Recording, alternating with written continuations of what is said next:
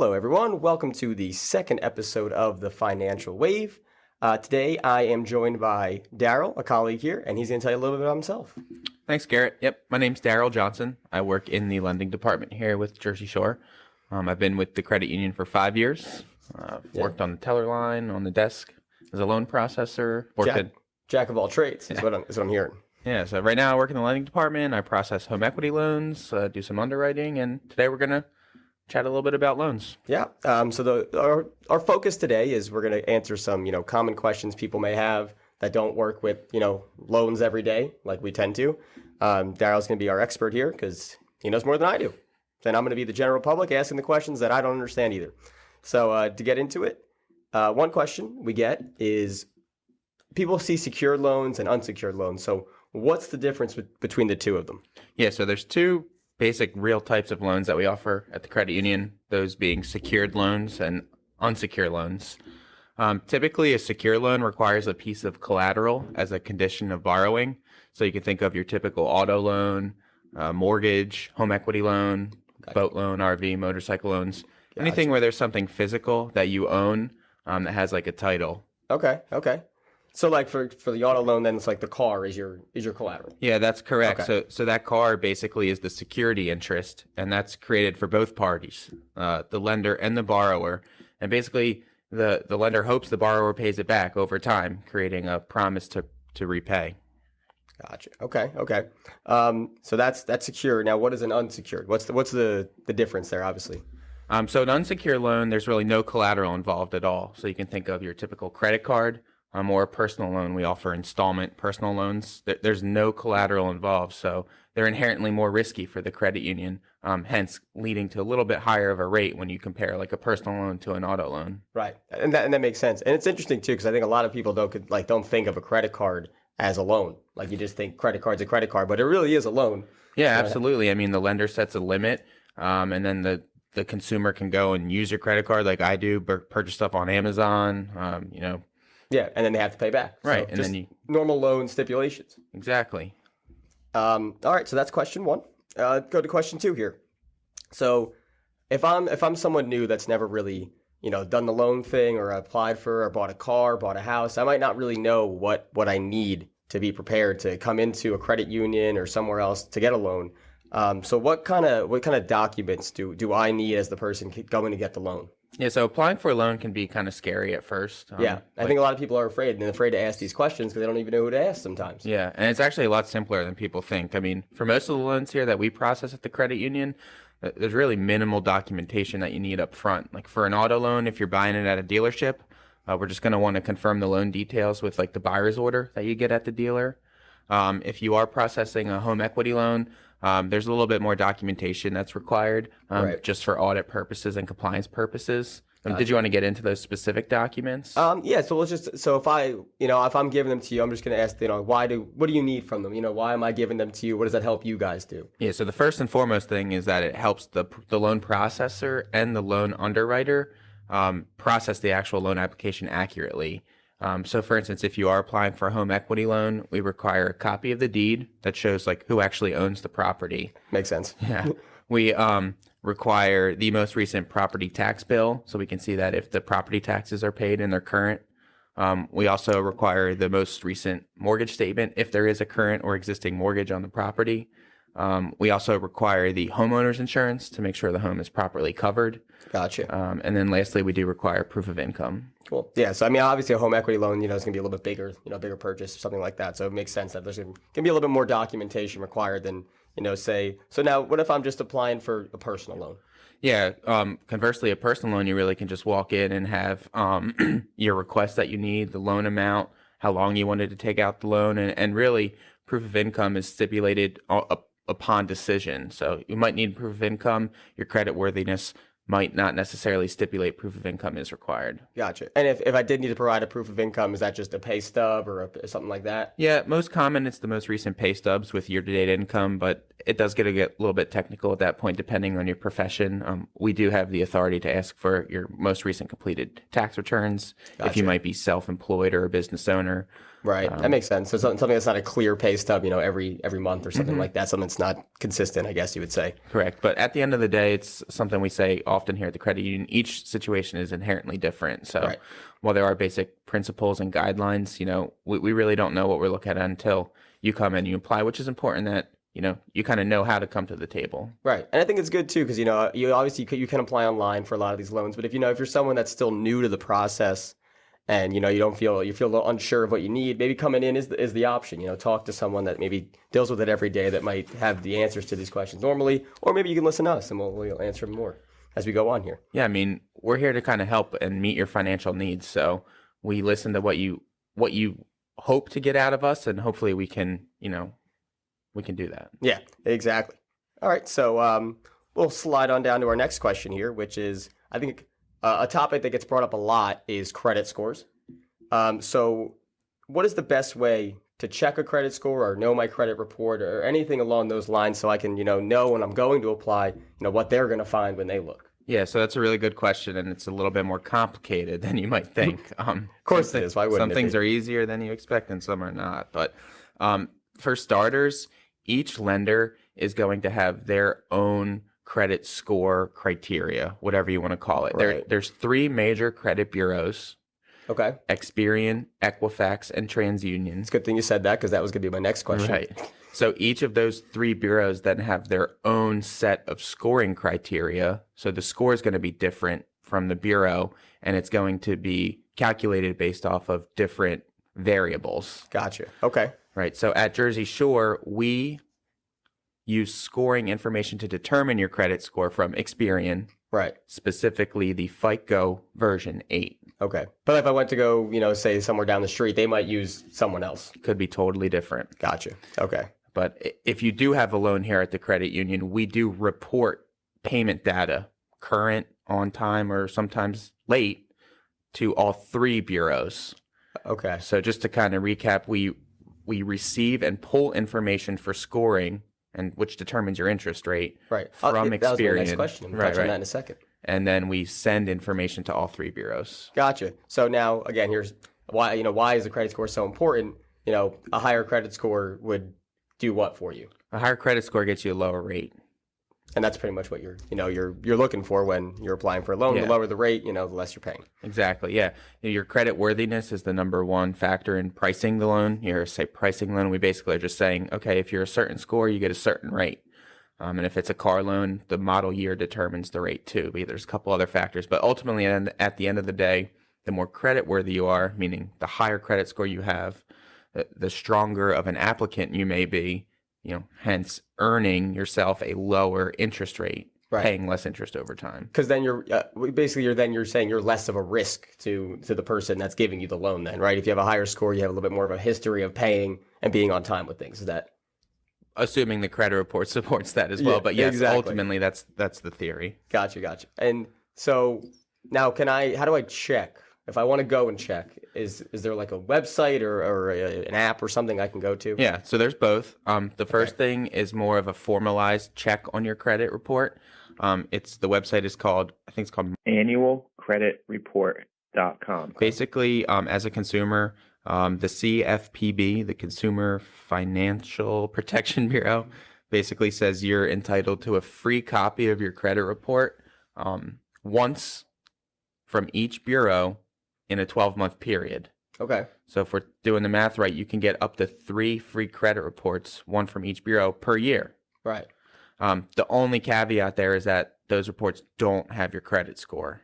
Got it. So you can see what was reported, but not exactly what that score adds up to, pretty much. Which is also good because you want to check those lenders and make sure that they're reporting accurate information. If you've made your payments on time on your 60-month auto loan, that credit report should then show that.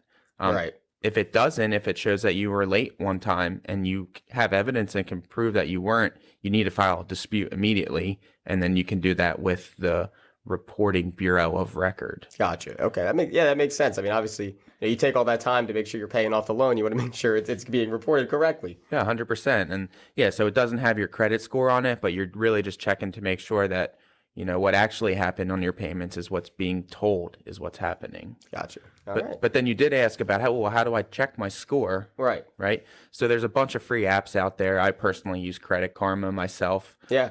I also use Credit Karma, so that's another good one. Yeah, that was like one of the first ones that I remember seeing like commercials for on TV, and I've just stuck with it. But I think a bunch more have popped up over time. It seems to be a little bit more accessible than it used to be back in the day, but at least, there are options out there, so you're not just going in blind. Yeah, and that's going to give you 2 scores. I don't know which 2 it gives you, but again, you have to be a smart consumer when you're checking your credit score and credit report and look at more than just the number. I think that gets glazed over a lot. People just see the number. You want to know who the number's coming from and what, if you can, see what makes up that number, whether it's my payment history or how much percentage of my credit card balances am I using, or how long have I had my credit profile for, things like that. Yeah. When it comes to checking, I think it's good to be a little skeptical. You really want to look at really find the details to make sure, you don't want to just, like you said, see the score and go, oh, that's what it is, sign off and have it, you can do a little bit of research. You spend all that time preparing, make sure you're okay. Absolutely. Now, moving on from credit scores, let's go to, you're getting the loan and people hear, co-sign, co-borrow, joint applicant. So what is the difference between a co-signer and a co-borrower? Because there is a difference, right? I think so, right? Yeah, there's definitely a difference, especially here at the credit union. There's 2 different applicant profiles. So you have your borrower, somebody's coming in to apply for a loan. And then, it's a very common question we get from the member themselves, or sometimes our employees even ask the lending department, hey, when do I need to add a co-signer, or do I need to add a co-borrower? The ultimate difference, I'll try to make it as simple as possible. A co-signer basically helps the applicant get approved for a loan in the event that they don't have a credit profile. So let's say it might be like a younger individual, somebody who's trying to get their first car loan, and they have a job, they've been there for X amount of months. Right. Maybe they have a few small credit cards they got. They don't really, and they're managing their monthly payments, right? And their income is enough to qualify them for the loan itself. So this applicant on their own, looks solid, except when we go to look at their credit report, there's really not much a lot there to look at. Is that gotcha? Okay, right. So it's a history issue more than really anything else. Okay. Because then you could be asking yourself, well, how am I supposed to get approved for this car loan if I've never had a car loan before? Isn't that a little bit unfair? Yeah. Well, we say, we would want a co-signer at this point because it's going to help you with a stronger credit history, and it also might get you a better rate because that co-signer might have a better score than you. Right. Now I know we talked about, if you're a young kid, you may have a parent or a guardian or something about that, but we always advise maybe who you co-sign for, just to make sure, because you are somewhat liable. Yeah, I mean, you're definitely liable. Right. You want to be careful who you co-sign for, because if I were to co-sign for you right now, that loan is going to report not only on your credit, it's going to report on my credit too. So I need to make sure those payments are being managed properly, because I'm not maybe making those payments. Maybe I just lent my credit history for you to get a better rate. Right. But that's going to report on me. So if you miss a payment, it's going to negatively affect me. Yeah. So that's, keynote to take away here. No, just be careful you're signing for, because it can come back. So now, what is a co-borrower? So a co-borrower is a little bit different. Typically, we look for co-borrowers in what we call spousal relationships. Catchphrase here from the lending department to the employees is shared liabilities. Gotcha. Okay. Does your applicant share any liabilities with a spouse or somebody else, maybe in the home? If you look at the scenario where, you have 2 people who got a mortgage approved together and they're living in a home and they're paying the mortgage together. Right. Okay.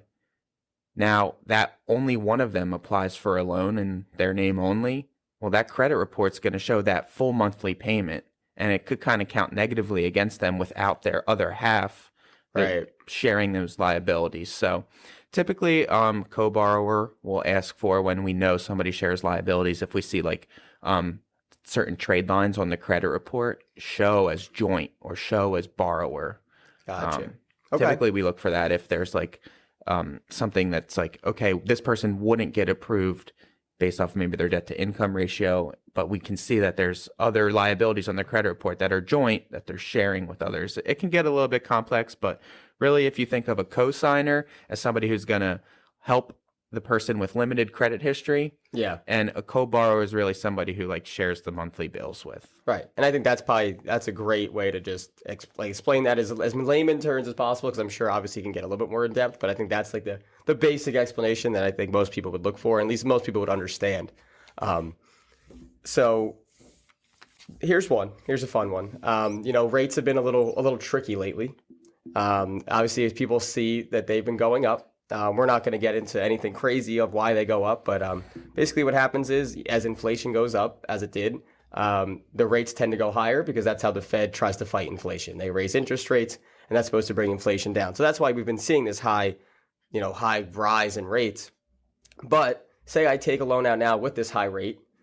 Now, am I stuck with it is the question. Did I just pick a bad time and now I'm just going to have to deal with the consequences, or can I do something about it? Yeah, it might feel like that in the moment, but just like we want to be responsible when we're checking our credit score and getting all that information, like, no, you're absolutely not stuck with the rate that you may have signed for at the dealership. But you can absolutely refinance a loan at any time. Typically, your home loans, like a mortgage or a home equity, sometimes some lenders might charge like extra fees or points or costs. Right. But if we're looking at, hey, I went to a dealership and I bought a nice new pickup truck and I got charged 8%, whatever it might be. Right. You can then come to your local credit union or bank or institution and you can attempt to refinance that. And I know we don't charge any extra fees. You're basically just being a smart consumer at that point and trying to maximize the money that you're paying and pay less interest at a lower rate. It doesn't hurt. It doesn't hurt to look. I mean, that's the thing. If you have a high rate and you think you could get it somewhere else, it doesn't hurt to look around and see if you could find, even if it's a percent or two, it's still going to be a long run, especially on a big purchase. It's money that's saved for you. Yeah, I mean, it's basically no different than shopping for like a new pair of shoes. Like you want to hit every store to see if there's a sale or something like that. Right. Exactly. So I mean, you can shop around for the lowest rate. Now, is there same paperwork needed if, like, say I'm trying to refinance a car? We go back to the car example. Do I need similar if I was getting a new car? Is it different? It's a little bit different. Here at the credit union, we'd want to see like a payoff letter. Basically, that's like the letter from the institution who currently has the loan. That's going to say how much is owed. It'll have like a per diem interest, basically how much that company is charging you per day in interest or a daily interest charge. And you would want to give that to us up front while you're processing it, because that's going to be the amount of the new loan. Basically, you're saying, I want Jersey Shore to pay off my current finance company. Right. And the payoff letter is going to help us do that. Nice. Okay, so that makes total sense. So remember, people out there, you might pick a bad time to get a loan, but you're not stuck with it. So, you can always go refinance, like I said. Obviously, we'd love the credit union to be your option, but there are other places too. So, as long as you can find the best rate, that's the best for your financial situation. I think that's a good move to do. So always do your research at least and try to find, that low rate. Yeah, I mean, I like to just kind of follow that with just be a smart consumer. It's really no different than shopping. If you're at the grocery store, you're looking for the cheapest, can of peas or beans or whatever it might be. Yeah, I mean, it's really no different at the end of the day. Exactly.